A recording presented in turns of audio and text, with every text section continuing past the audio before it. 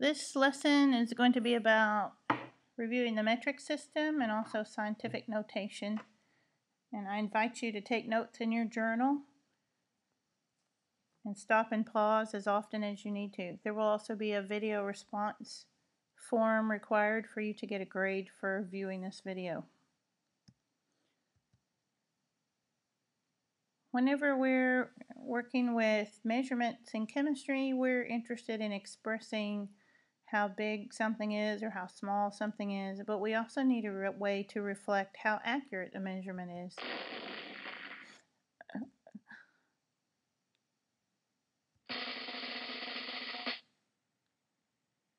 Don't forget, you will need to bring your calculator to class every day. Okay, let's go through and remember briefly about units of measurement. That a measurement always includes a number and a unit. You can't just have a number there, it has to have a unit with it. So no naked numbers.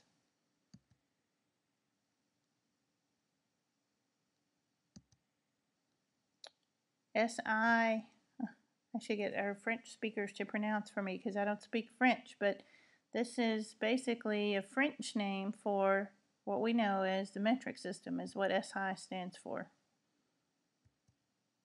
so that we can communicate internationally. The base units in the metric system are the meter, the kilogram, the Kelvin, seconds, and for amount of substance, the mole.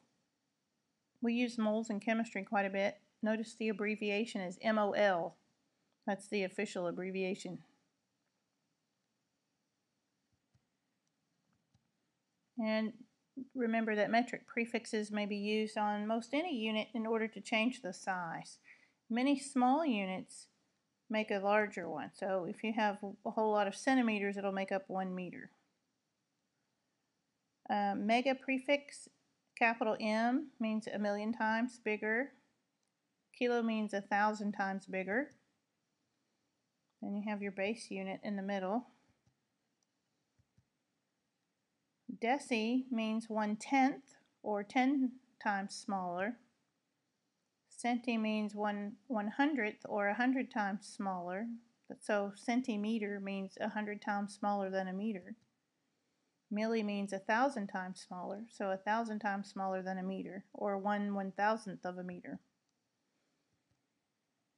We also sometimes might use micro, which has this lowercase Greek letter mu, which is 1,000,000 times smaller, or 10 to the minus 6 power.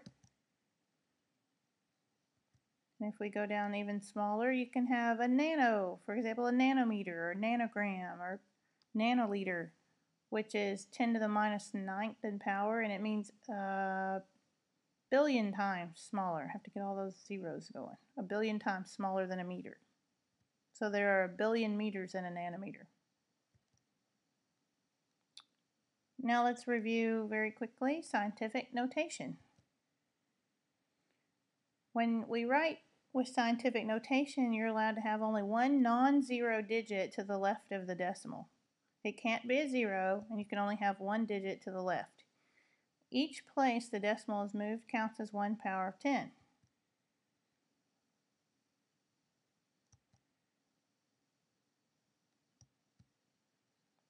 If we are trying to convert an expanded number to scientific notation, if the decimal moves to the left, the power increases by 1, and if we have to move the decimal to the right, the power decreases by 1.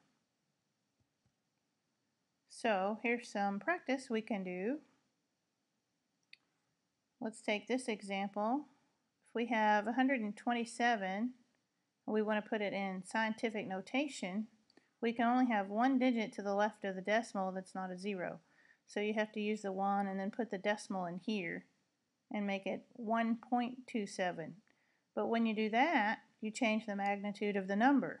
I mean, imagine if this were your bank statement, you wouldn't want to go from $127 down to $1.27.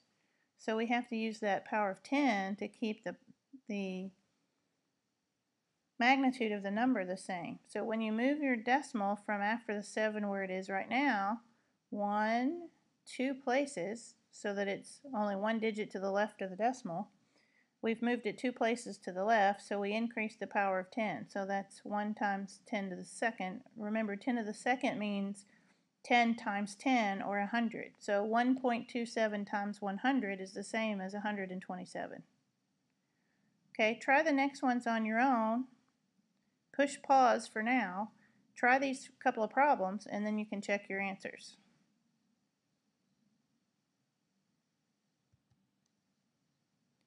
.0907 is 9.07 times 10 to the minus 2. 5.06 times 10 to the minus 4 is the same as 0.000506.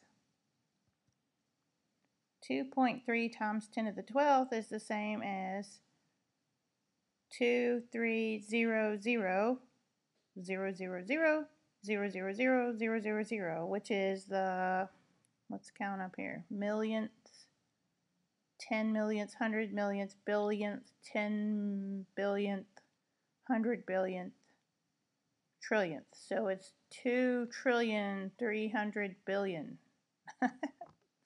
That's why we like scientific notation, because it's easier to say 2.3 times 10 to the 12th. And it takes up a lot less digits when you write it out also. Now, when you need to add and subtract in scientific notation, if you're doing it by hand, it's important to make sure that your exponents are in the same power of 10. For example, 52 times 10 squared plus 4 times 10 to the third. Well, we can change either one to match.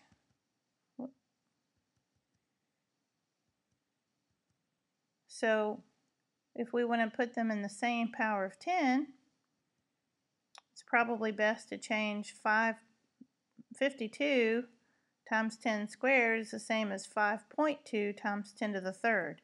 That way this 10 to the third and this 10 to the third can be added together.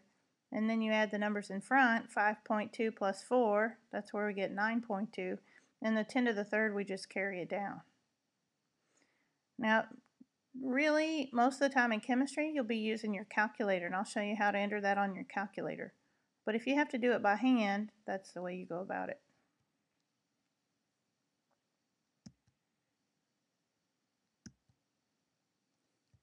If you had to multiply in scientific notation, the exponents are added.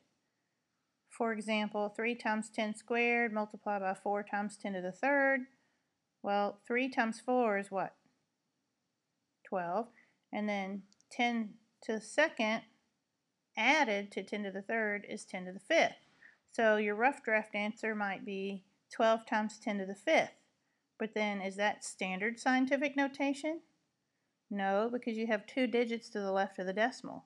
So to put it in standard scientific notation, you have to put the decimal here, and then when you put the decimal in between the 1 and the 2, that makes 12 go down to 1.2. And since the 12 is getting smaller, you have to make the exponent get bigger to keep it worth the same amount. So 1.2 times 10 to the 6th.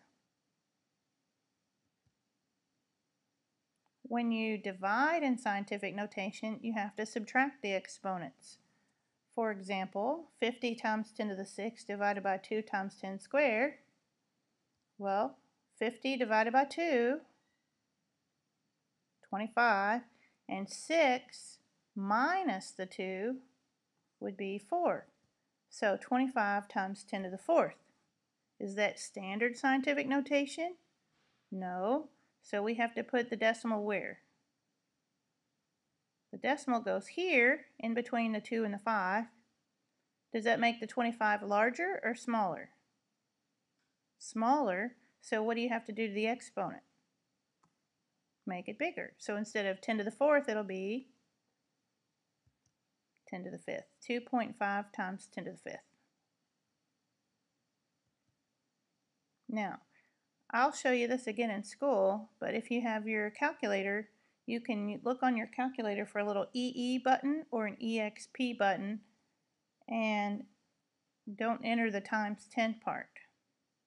So for example, let's say you wanted just to enter the number, or this is a problem, 6.02 times 10 to the 23rd multiplied by 2. So in your calculator, you're going to type 6.02 EE23, enter, or 6.02 EXP23, enter. Depends on what model calculator you have. If you're using a TI graphing calculator, it's 6.02, just like always. Then hit your second button, and when you look at the comma, right above the comma there is that EE. Yeah, right above your number 7 is the comma, and above the comma and the different color writing is EE. That's what you're looking for, and then enter the 23. Now remember, when you hit enter right here, if you just do this part, 6.02 second comma 23 enter, all you did was enter this number in your calculator. You haven't done any math yet. So then if you multiply by 2 and hit enter again, you should get this for your answer, 1.204 times 10 to the 24th.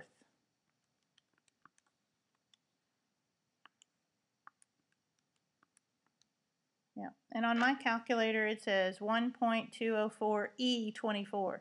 The E stands for the times 10 to the whatever comes next. We'll talk about reliability of measurement in the next video segment.